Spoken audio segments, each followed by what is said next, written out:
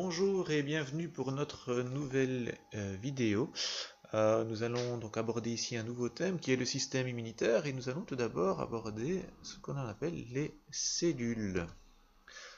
Alors, revenons un peu sur l'organisation des êtres vivants. Mais tu le sais bien, un être vivant, un organisme, c'est constitué de différents appareils, différents systèmes qui travaillent les uns avec les autres de façon à permettre à cet organisme de vivre. Alors ces différents appareils, ces différents systèmes sont constitués de ce que l'on appelle des organes. Tu as par exemple ici le système digestif. Bien, tu sais que dans le système digestif, il y a différents organes, le foie, l'estomac, l'intestin grêle, le gros intestin.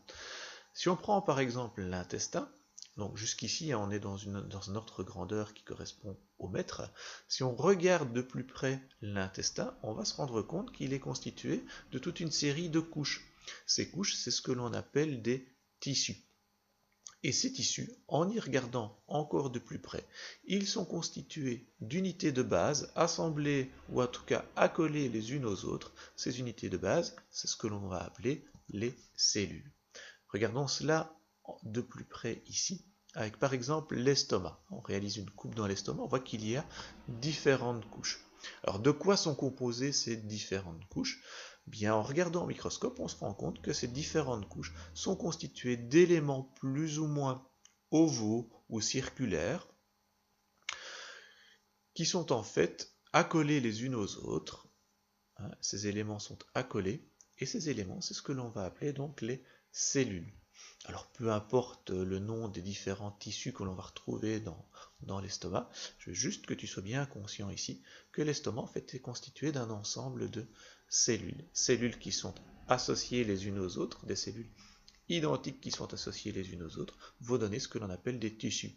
Tu vois que le tissu musculaire, il est différent du tissu que l'on appelle ici l'épithélium, qui correspond en fait à la paroi de l'estomac. Et c'est encore différent du tissu nerveux. Alors, on va distinguer différents types d'êtres vivants, en fait deux grands types d'êtres vivants, ce que l'on va appeler les unicellulaires et les êtres vivants pluricellulaires.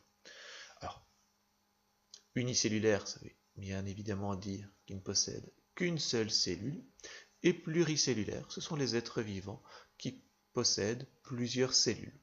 Donc évidemment, tu l'auras compris, nous sommes situés dans les êtres vivants pluricellulaires. Tout comme cette grenouille ici, tout comme les plantes vertes, que ce soit de la mousse, des oignons, les arbres que tu connais très bien aussi.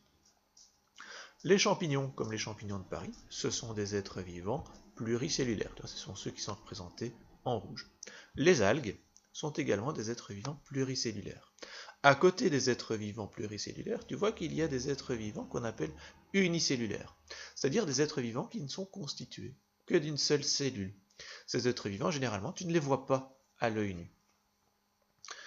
On a par exemple ici les paramécies que tu vas retrouver dans les milieux aquatiques, tout comme les algues unicellulaires, peu importe leur nom, on retient juste que ce sont des algues unicellulaires, et les levures que tu connais très bien, vu que ce sont elles qui permettent de fabriquer la bière ou de faire monter le pain. Ça, j'y reviendrai un peu par la suite.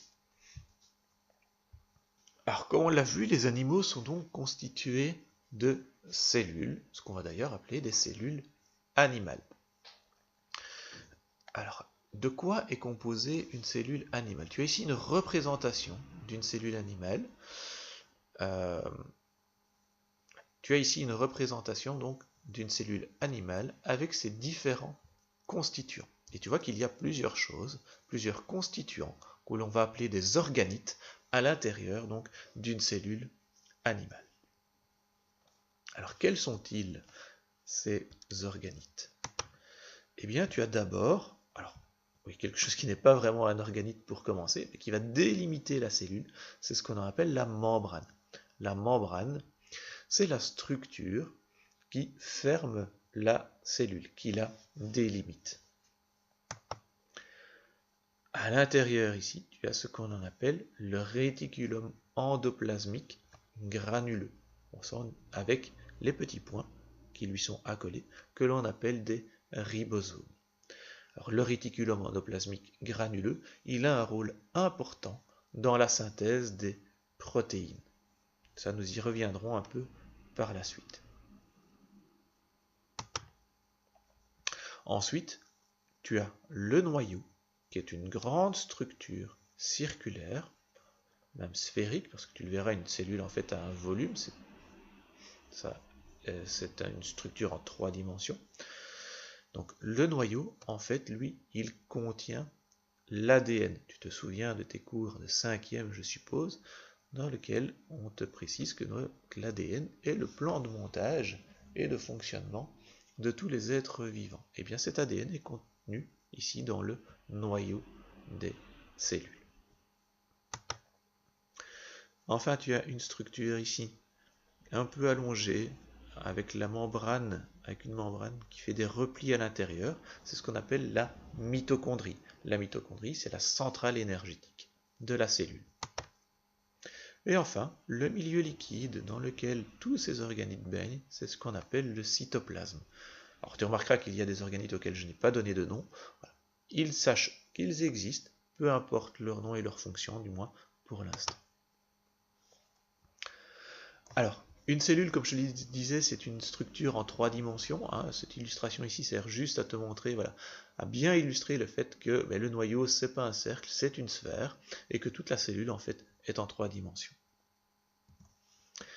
Alors, la cellule animale, c'est ce qu'on appelle une cellule eucaryote. Une cellule eucaryote, c'est une cellule dont l'ADN est enfermé dans un noyau.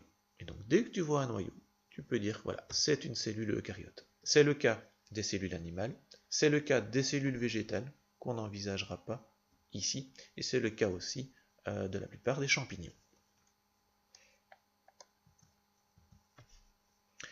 Alors, à côté de la cellule eucaryote et de la cellule animale, il y a une autre cellule importante à bien connaître, surtout lorsqu'on va parler d'immunité, c'est la cellule bactérienne. Alors, qu'est-ce qui est différent entre une bactérie, entre une cellule bactérienne et une cellule animale? C'est tout d'abord que l'ADN n'est pas enfermé dans un noyau. La cellule bactérienne, on va dire que c'est une cellule prokaryote, parce que l'ADN est directement dans le cytoplasme, qu'on appelle aussi cytosol. Alors, cette cellule, elle est bien évidemment délimitée par une membrane, ça c'est une caractéristique de toutes les cellules. Toutes les cellules possèdent au moins une membrane pour les délimiter. Et puis tu vois que la cellule bactérienne, elle a des couches supplémentaires. Elle possède une paroi et elle possède encore une capsule. Alors, la paroi et la capsule, ce sont des éléments qui vont permettre de protéger la cellule bactérienne de l'environnement extérieur. Alors, la paroi, ok, elle est présente de façon systématique. La capsule, par contre, elle est facultative. Toutes les bactéries n'ont pas de capsule. Et d'ailleurs, les bactéries qui possèdent une capsule sont souvent plus virulentes, c'est-à-dire plus pathogènes. Elles vont être plus pathogènes, que les autres. Alors, il y a encore toute une série de structures sur les bactéries, notamment les flagelles, qui sont des espèces de longs filaments qui vont permettre à la bactérie de se déplacer. S'il n'y a pas de flagelles, il peut y avoir ce qu'on appelle des cils qui, par leur mouvement vibratile, vont faire également bouger la bactérie. Une bactérie sans cils ou sans flagelles ne peut pas se déplacer. À l'intérieur du cytosol, un élément que j'ai oublié, tu as également des ribosomes qui vont donc être également impliqués dans la synthèse des protéines, comme on l'a vu en 5e. Voilà qui clôture cette vidéo sur les différents types de cellules. N'hésite pas à compléter tes notes de cours et à faire des schémas simplifiés des types de cellules que nous avons vus, avec au moins les éléments que j'ai cités dedans, de façon à compléter tes notes. À très bientôt.